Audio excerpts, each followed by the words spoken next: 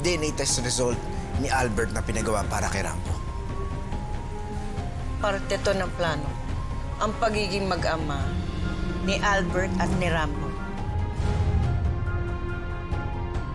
Hanggang ngayon, hindi pa rin ako makapaniwala na anak ni Albert si Rambo. Hindi ko matatanggap na maging apo yung batang yan. Pero nandito na eh. Kaya gagamitin ko na yun bilang paghihiganti kay Eduardo.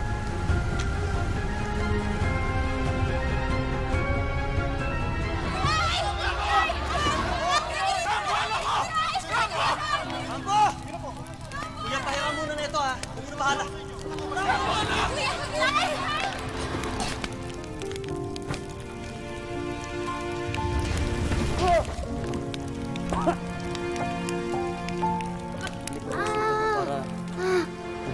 Pagdudugo. Dali, ha? Dali lang. Sandali. Rambo, tiisin mo, ha? Magiging pabigat pa nga po ako sa inyo eh. Hindi ka pabigat sa akin. We're a team. Sige na, tara. Para mas mabilis tayo makakakilos. Tara na, sige na, hop on. Kapag nakita mong tunay mong mga magulang, anong unang gagawin mo? Yakapin ko po sila parang... Ay, sorry, Sir Albert. Ano po to, Sir Albert? Sige na, ako nang bubugas para sa'yo. Ito po. Oh, ha? Oh, di ba? Suotin mo yan. Yan, oh. Pogi, oh. Bagay na bagay sa'yo. May shooting star, oh. Mag-wish po tayo, Sir Albert. Tara.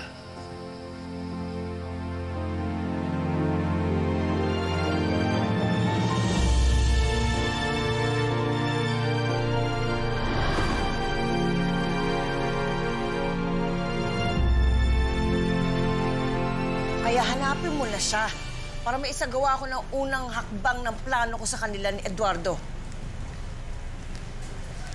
Excuse me po. Nagigiraan lang po. Sisa na. Matanggal ng kalso. Opo. Atlas!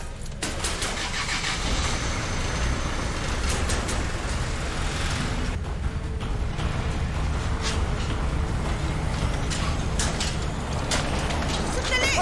Hinta! Dali! Dali! Bilis!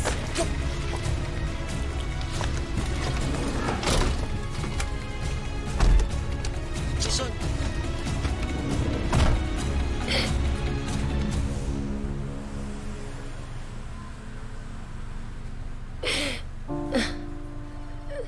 Kaya sabihin mo na sa akin kung anong plano mo.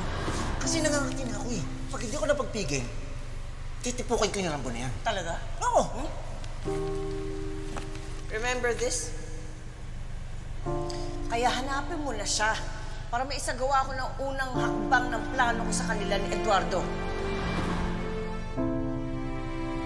Kaya pala ang gaan ng loob ko sa kanya. Yung pala tatay ko siya.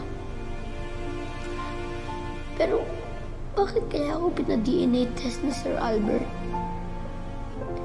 Sino kaya nanay ko?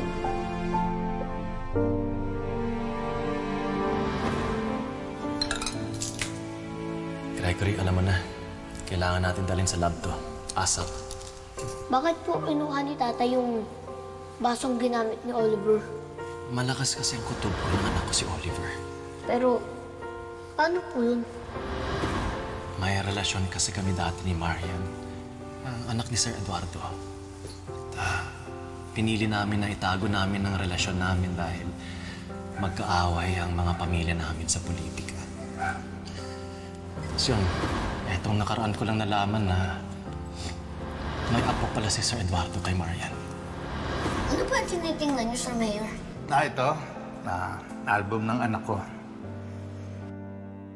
Gusto ko makilala mo ang pamilya ko.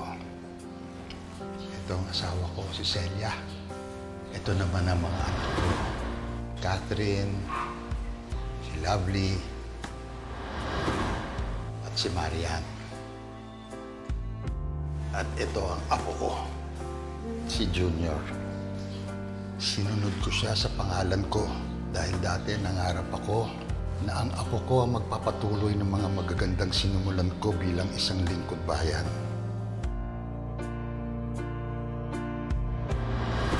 Ako pala ang tunay na apo ni Sir Mayor.